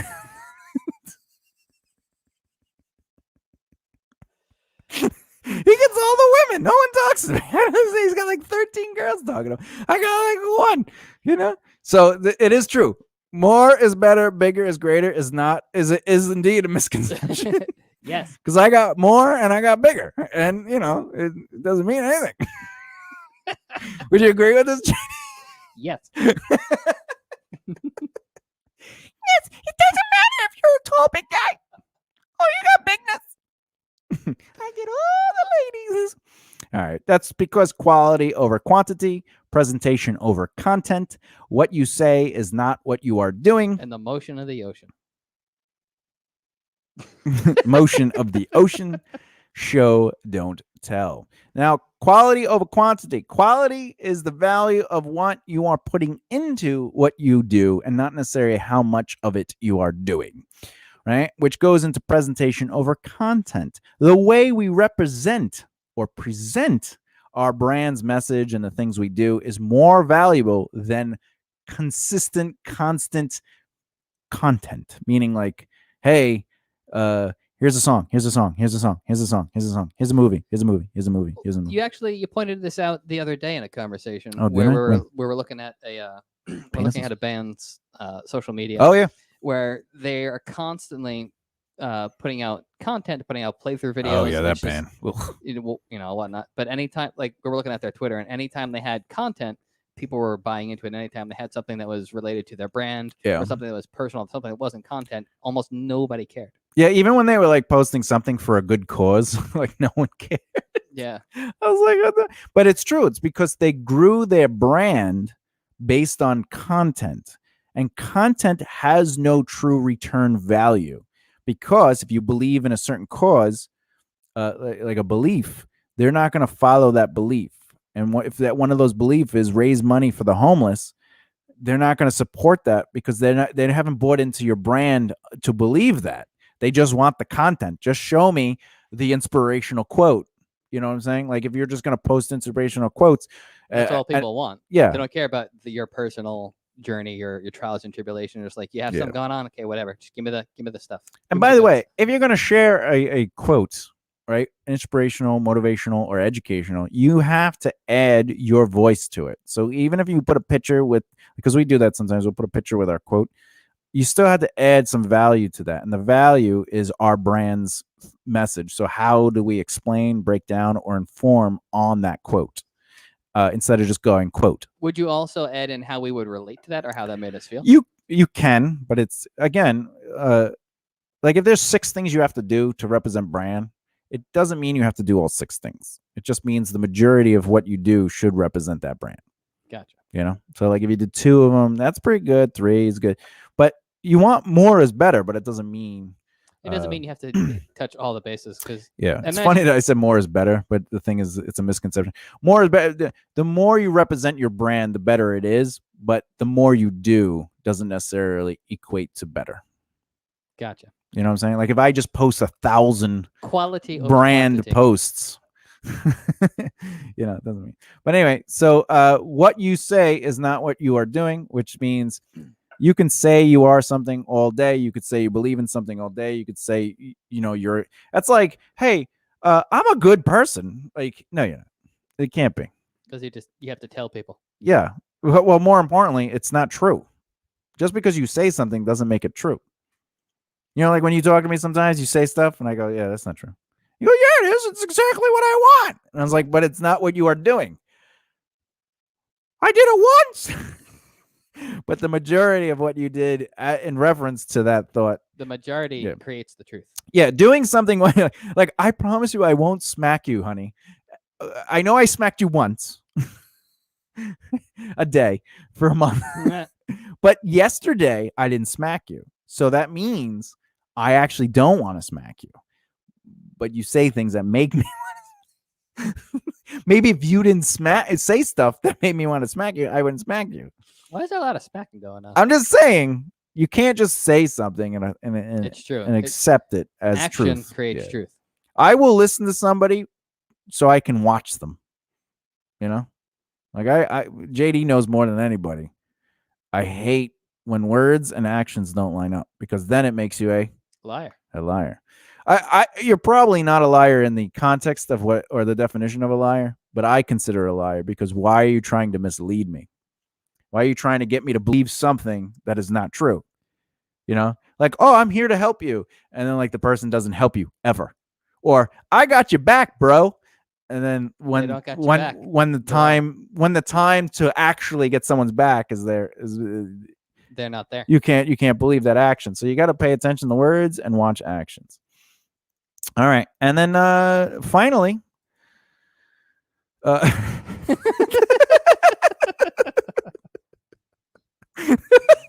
Good night, everybody. This is a common misconception because we say it often. But today is indeed JD's last show. He got fully vaccinated as 325 people applauded him on a post that got twice, if not three times as much action as most of his brand posts that he doesn't post. So he's probably going to die. Gonna mutate a third arm. What would you do if everybody that got the vaccine started dropping dead? Oh my god, that'd be so. Would you start how many people would have to die for you to start worrying? Because they are finding this person died because of the vaccine. Like how many people would have to die before you're like, son of a bitch? Like, you know what I'm saying? I mean, because one wouldn't be that could just be, you know how many variables are involved in that one death? You know? Yeah, there's way too many variables. I don't know, maybe 1 or 2%, and then I'd be like, there's some sort of correlation. I'll think I should start siphoning my blood out. Are you okay, JD? I will be. I just buy gallons and gallons of my blood type. Oh man, dude, I'd just be laughing. I'd be like, listen, just give me your bank account. It's happening, bro. There's some theory that chips are being placed into people. I don't believe this theory, but what I do believe is that you shouldn't have to put anything in your body because it's in your body. But if you want to put it in your body, go do it.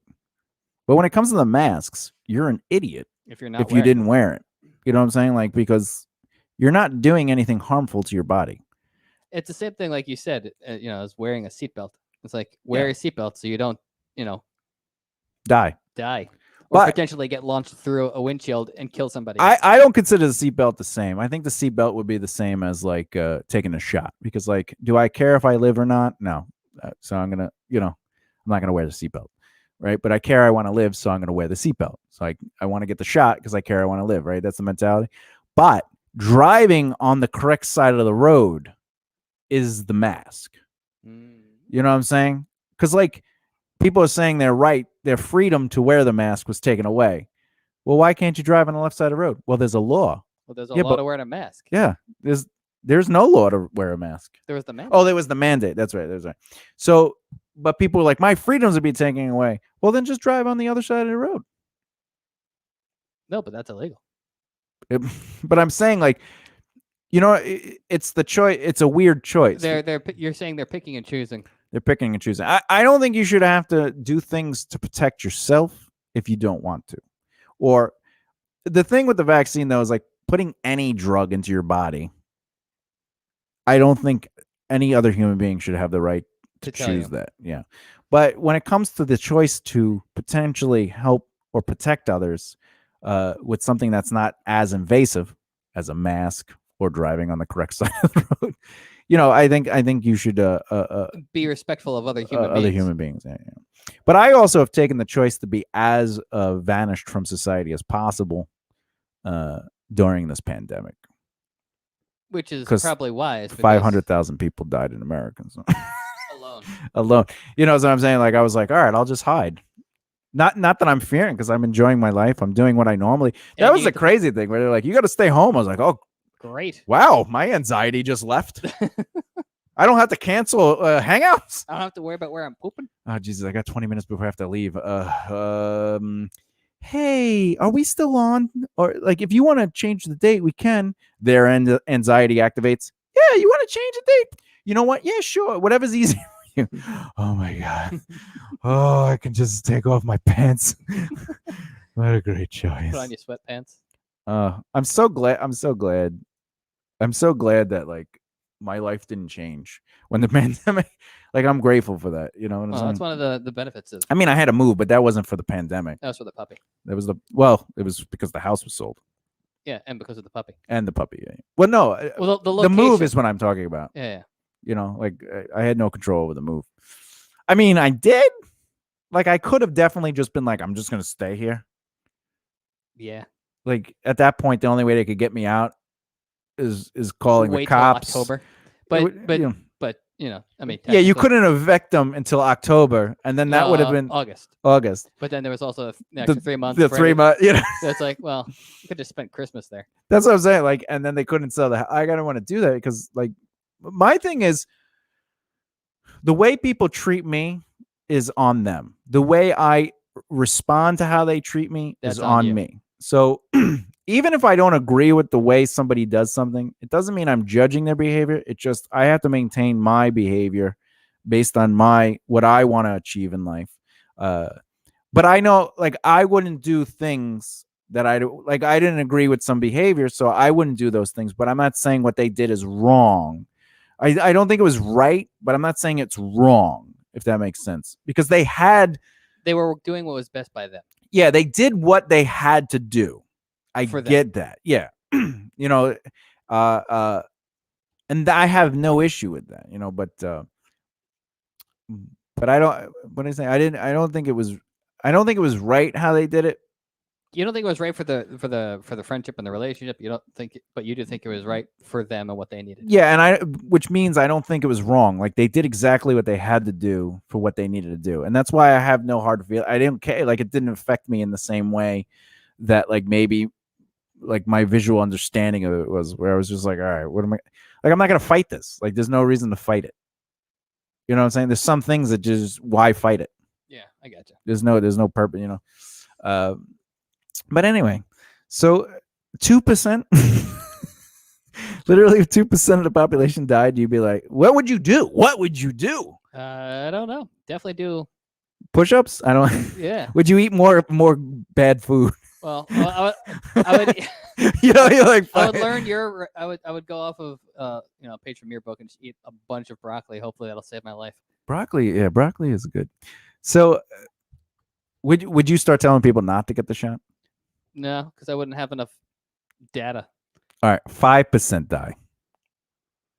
Maybe. Your niece is like, "Hey, I want to get the shot." I'd be like, "Wait, 5%. Wait, wait until everyone's dead. Wait till we get to more data." Yeah, I'm gonna die, by the way. Dude, that's the craziest part. There's this theory. I don't know if you saw, like, I forget what year it was, but it was during the remember Jesse Ventura had that conspiracy theory show? No. Oh yeah, I don't think you were old enough. But what year was it? Let me see. Jesse. It was in the 90s. I was in elementary school. Ventura. Anything? Wasn't he a governor? Yeah, California. Conspiracy show. Let's. Conspiracy theory with Jesse Ventura. It was from. It was released in 2009. Till when? Yeah, I don't remember this at all. This was a good show. How old were you? 21. 2009 to 2012. Anyway, there's an episode about vaccines, and that this is, so keep in mind this is 2009. Yeah.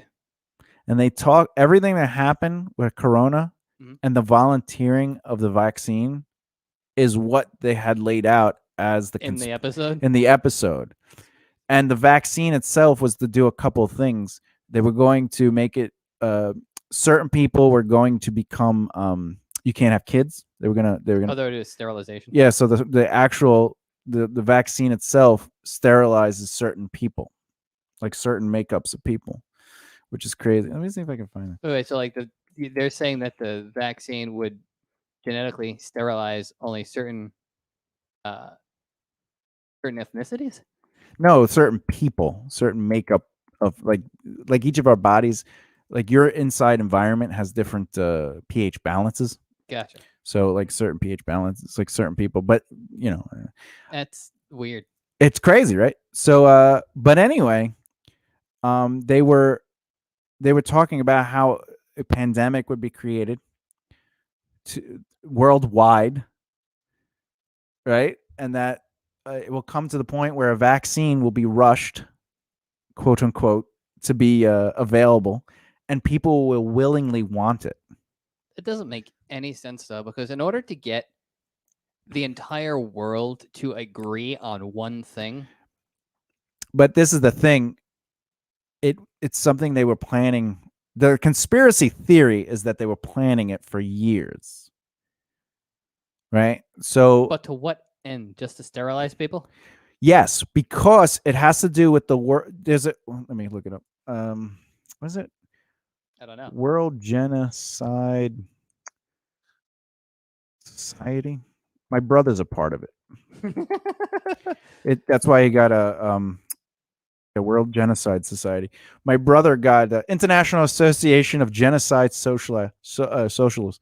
My brother got a vasectomy because he joined the society because he's choosing not to have kids so the population can diminish, because our resources are being depleted at a crazy rate because we are overpopulated, mostly because who has the most kids?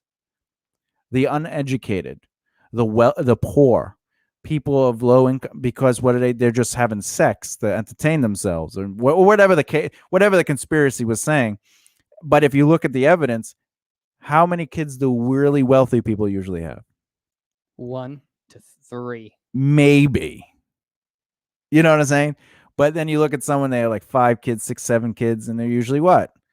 They're poor. They have several, there's 3 or 4 fathers involved, whatever the case may be. So this, you've never heard of this? I've never heard of this. Not the conspiracy theory, but the genocide. I've never heard of it. No. You want to become a member? Maybe. We're definitely overpopulated. It has nothing to do with like race. It's just people in the Humans. team, in the group, choose to be sterile so they can't populate the world by accident, because that's usually when you have like 6 kids, sometimes that's by accident. You know what I'm saying? Because like you just decide to. But they're also like this is not like Hasidic Jews. They in the old days, Sicilians used to have lots of kids. Yeah, because it's like the odds of like your kids dying in like childhood are like pretty high. It's like, oh, let's have 15 kids, maybe one will survive.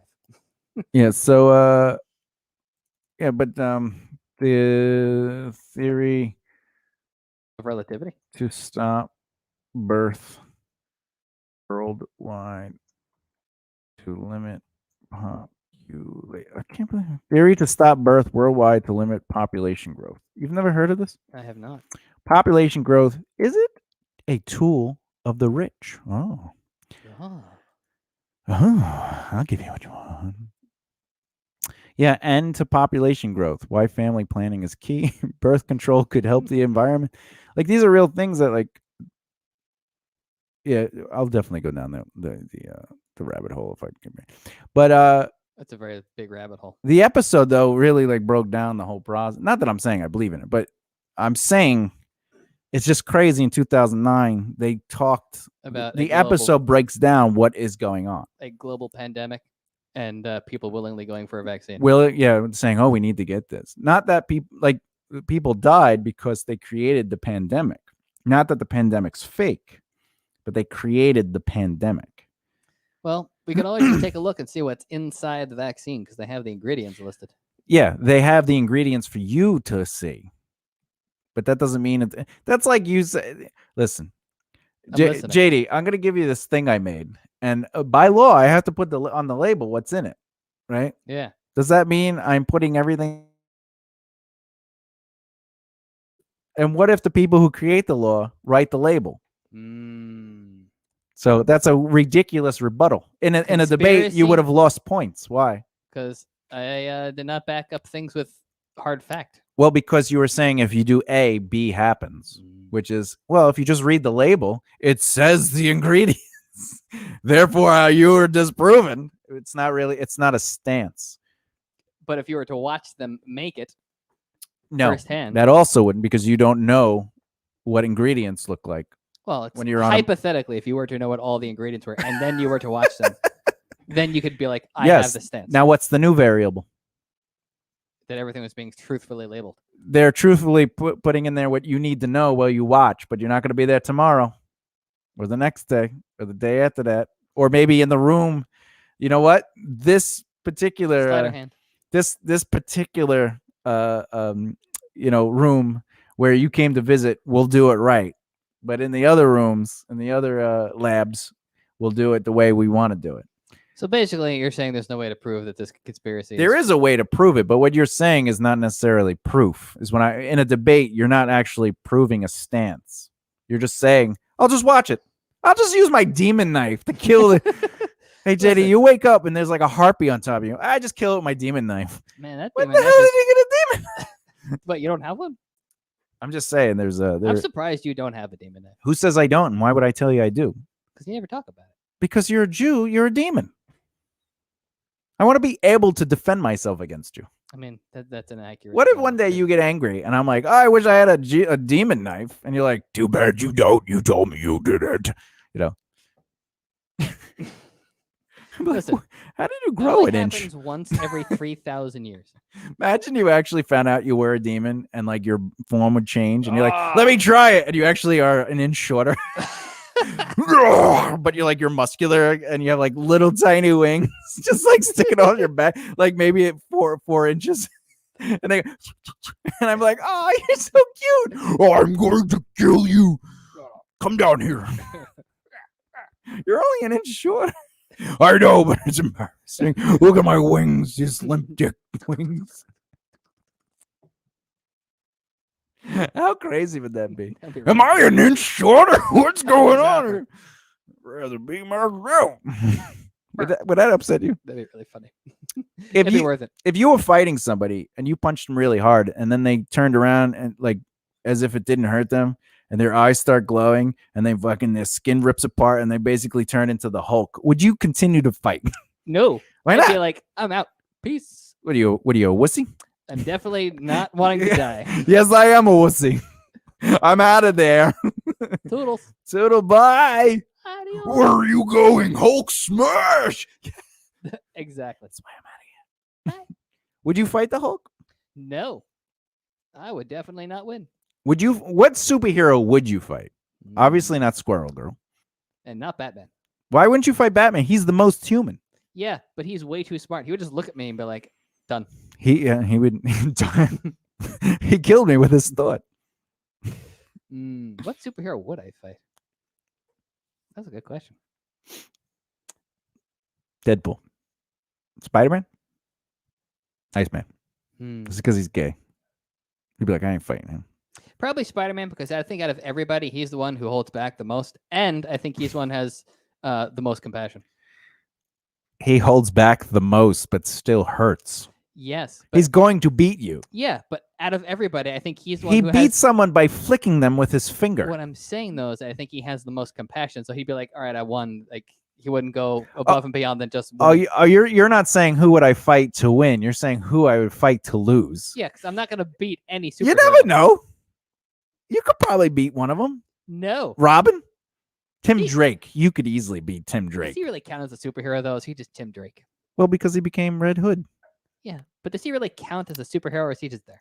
Fun fact: Batman and Superman were supposed to be brothers.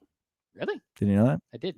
There's a comic where Martha and Thomas Wayne are driving, and something falls from the sky and crashes near them, and it's like an orb. And they're before the orb hits, though, they're discussing in the car like names they're going to name the kid, and they're like, "Oh, how about Bruce?" And they're like, "Bruce is a great name." So then, they get out of the car, and Thomas Wayne touches the thing, and he's instantly brought to Krypton, and Jor-El is like, "Hey, our planet's going to blow up, and we found that your planet is the best. I'm going to send my son there." And Wayne is like, Thomas Wayne is like, I will watch your son as if he was my own. Send him to this area, and then for years he's preparing for The sun. Kal-El, Superman, to come. But what happens is, when Superman hits into Earth, the Kents found him before Thomas Wayne could get to them. Oh. How old is this storyline? It's part of the 52, but like the new from like the 2000s. Yeah, and 2010s, but it is canon, like it's the new canon. But the other thing that was interesting is Bruce Wayne found information that his father had written explaining this, and then Clark Kent found information through one of the gems explaining that, and they had a conversation about it, and they were like, "Oh, that makes sense." So they were like, "Oh, you're the brother I never had." I thought that was interesting. I think it was sort of like, DC just going, these are our favorite characters because they make us the most money, so let's just make them even cooler to be like brother. Like they could have been brothers, right? But like, it's totally unneeded. It's unneeded, but it's an interesting like aside, There's also a really funny comic book. I don't know if you know about this one, where Superman and Batman go on a date with Lois Lane and Catwoman, because this is the New 52 where Batman and Catwoman are going to get married. They're like engaged. All right. Selena Kyle. Right. And they're out on a date, and they're just dressed in normal clothes, and they show up to a carnival, but you can't go in a carnival unless you're dressed up in a costume. So they decide to all dress up in each other's costumes. That's really funny. And Batman he doesn't want it. He's like, this is crap. But Batman's dressed like Superman, and Superman's dressed like Batman, and he's loving it. And then Lois Lane is Catwoman, and then Catwoman just dressed up like like a reporter or something like that. I forget. And anyway, they're just having fun, and they're dominating at every sport, like every game that's there, whatever. And then there's like a robbery, and like Superman just like casually throws a ball and it like hits the guy in the head and knocks him out, and they just keep going on their day. But what's funny is no one knows it's them because they're dressed in that. Everyone's in costume. Because Bruce Wayne has his hair sticking out of the Superman. You don't know about that? No, but that's really Let's see if I can find it. Superman and Batman. Carnival. Batman go on double date. Oh yeah. We gotta see this. That's just. I hope they have the images. Images. So, yeah. That's Bruce Wayne and Superman. This could be fun. Yeah, see, she just dressed up like Selena just dressed up like. That's so funny.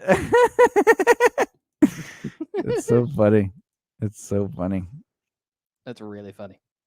I can't believe I thought you. Oh, you don't really like comics. Yeah, I never really got into comics. Yeah, once in a while I go online and I read some. But like, do you actually read the comics, or do you read? Yeah, I read them like this. No, I read I'll go to you can find them online and just read them. Sometimes they're in Spanish. I'm like, oh, all right.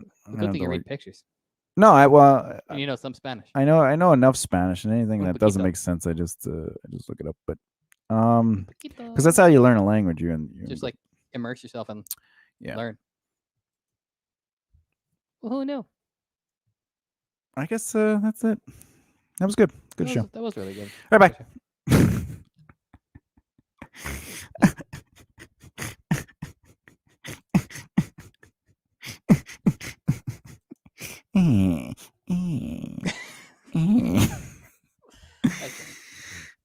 This is an hour and 50 minutes to listen to. Oh, did you know that Dave Bautista, his father was Filipino and his mother was Greek, I right? did not. And they were both very much not as tall as Batista. Really? He's like what, 6 something? And Batista had reversed anorexia and thought he was too small and just worked out all the time. And for 10 years, he would go to work, come home, eat, go to the gym, and then come home at night, go to sleep, eat again, go to sleep, wake up and do it again the next day. And he did that for 10 years. His marriage was getting ruined. I think he got divorced, but he ruined his marriage because of that. So he had body dysmorphia. Yeah, he had body dysmorphia, but he considers it like reverse anorexia because he just never felt big enough instead of feeling too big, you know. But anyway, he was just trying to get big, you know. And but even by the time he went to wrestling, it was the 10 years that he was working out where he's like, I got to do something with my life because I'm just ruining it. I'm not doing anything. I'm just repeating the same day. But he said when he was a kid, he walked out of his house. He was a child, like not even like 10 or 11, he said. Yeah. And there was a guy dying in front of his house, his apartment, because he had been shot because his neighborhood where he grew up, it was very violent. That's insane. Like people got killed all the time. And that was the straw that made his parents move them. Because they're like, all right, that's too close to home. But like you know. Literally. Yeah, so that's interesting. So he has like a Batman story. Well, his family didn't die. Well, he saw someone die in front of him. It's not the Batman story. The Batman story is his mom and dad were murdered in front of him. This guy was dying. He had been shot, found his way, and he was dying. He was seeing a dying person versus your parents being shot in front of you. How is that a Batman story? It's similar to Batman. Both the parents' names are Wayne. No, listen, the guy's name was Wayne, and their last names are Wayne. It's the same thing. Wayne and his world. In your household, are you the one who's always right? Like growing up, were you always the one who had to be right or was right? There was an issue where everyone had to be right, so there was a lot of butting heads. Now, do you enjoy that mentality? Not at all. All right, because in this situation, you are wrong. It is not similar to. Speaking of, do you believe Nosferatu the movie and Dracula the book are the exact same story? Not at all. All right. Do you believe it's the exact same movie? No, because one is a book. All right, the Dracula movies that are made. Do you think the Dracula movies are the same exact movie as the Nosferatu story? No, they're not. All right, good. Did you ever believe that? I did not. That is not true. No, I believe that Nosferatu was based off of the Dracula story. But it is not similar to the Dracula story. Because I already proved this to you. Yes. But you did believe it was similar. Because we had a discussion. We had the discussion, yes. My stance was that it was similar enough to warrant my stance was it was similar enough to inspire Bram Stoker's Widow to sue the production company. But then you found out why she actually sued them. It wasn't a copyright infringement. What was it? I don't remember. Because Nosferatu was ugly. That was the initial instigator. Oh, yeah. She did not want a vampire to be associated with Dracula that was ugly. That's such a weird thing. Yo, that vampire ugly. I'm suing. You so ugly, we're gonna sue you. But the movies themselves, the narrative points, the narrative beats are not the same. They're not. So it can't be similar. And it's not even based on Dracula. You know what I'm saying? Because first of all, the Count's name is Count Orloff. Orlok or Orloff? I don't remember. Well, it depends. I believe it's Orloff. But Dracula is Count Dracula. But also there's a couple other things in it where, like, for example, Dracula ends up leaving his castle to go to a foreign land. Count Orlok.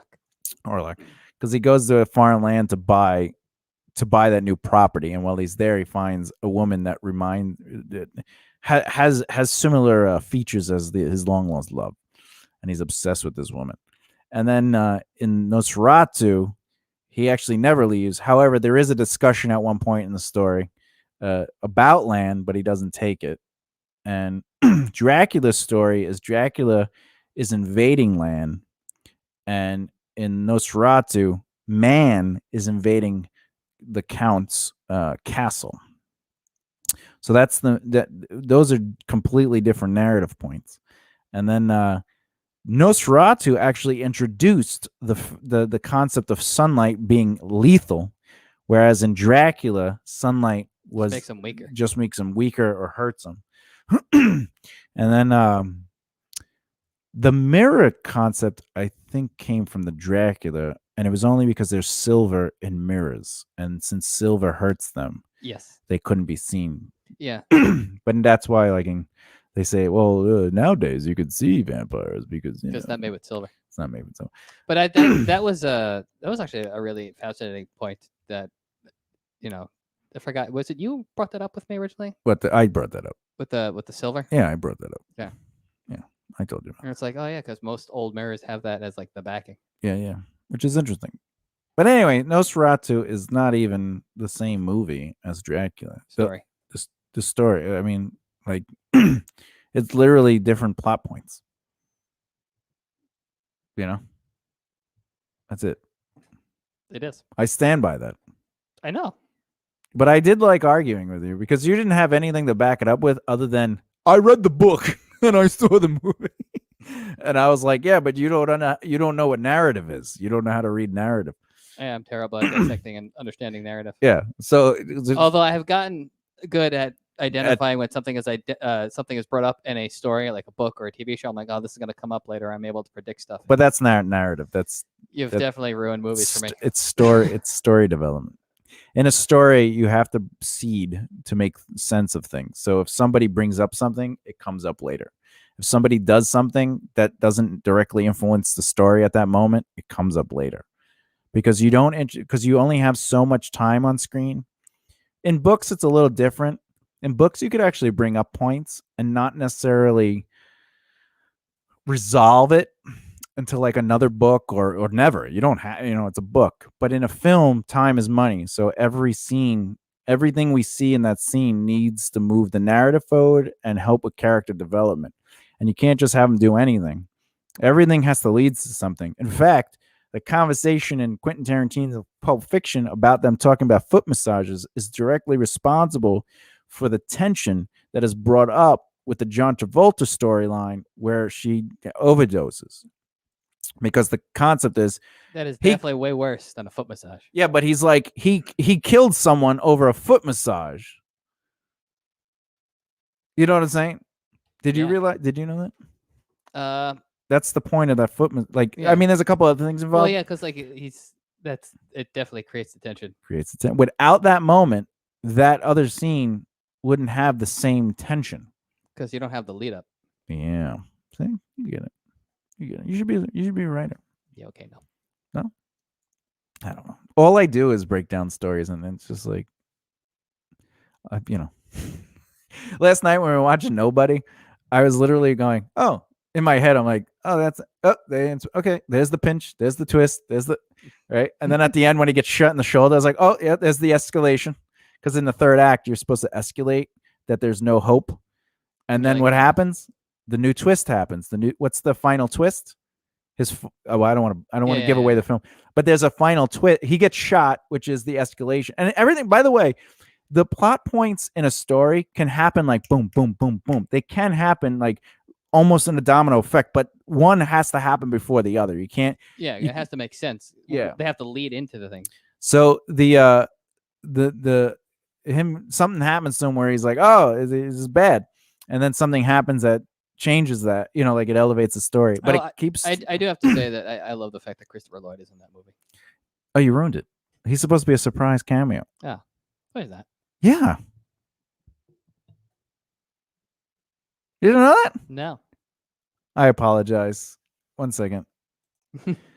This is JD's last show. No, he's not supposed to be a surprise cameo. You might as well just give away the rest. He dies in the movie. Mostly from old age. Yeah. Could you see yourself playing music like the Rolling Stones are? Well, I kind of feel like Mick Jagger might not be human because he had open heart surgery and within like a week or two was, He was- doing like exercise and yoga. Oh, I thought he was doing heroin. No, like he literally had open heart surgery and then was just like, whoa. But what I'm saying is, could you see yourself just playing the same songs? Like the Rolling Stones at their age, just doing what they do, which is they just play the same songs over and over again. And they're just old. And they're trying to be cool. Like they dress as if they're like in their 20s still. Could you be doing that one day? Wearing a fucking dragon hat and, Oh man, you know, playing your whatever the dragon answer is, guitar with 6 yes. people holding your guitar because your strength has vanished. What was it, the BB King where you're just sitting down? Well, he's always said that. That was his thing. That was his thing. He always said that. I think I could see myself doing it at that age. Yeah. As long as my arthritis and dementia doesn't set in. I made a promise myself that if I ever reached a certain age where I didn't look cool on stage, I would stop playing on stage music. Oh, good thing you have like 8 feet of hair. Yeah, but that doesn't make me automatically look cool. I mean, like, Yeah, look it at Vince definitely Neil from Motley Crue. He doesn't have 8-foot hair. Yeah, he has an 8-foot stomach. Okay. He dresses like he's in his 20s, and he has like, you know, he got his face done and everything, and you're just like, you don't have to wear those clothes anymore. You can wear like sweatpants. We understand. It's okay. Yeah, Be you. wear sweatpants, a nice baggy shirt. Maybe you don't come on stage. Just sing in the back. You know, just do that crap, and we'll be happy. Live wire. Smoking in the bathroom. Anyway, all right. I'll see you next week. Bye. What's this guy doing?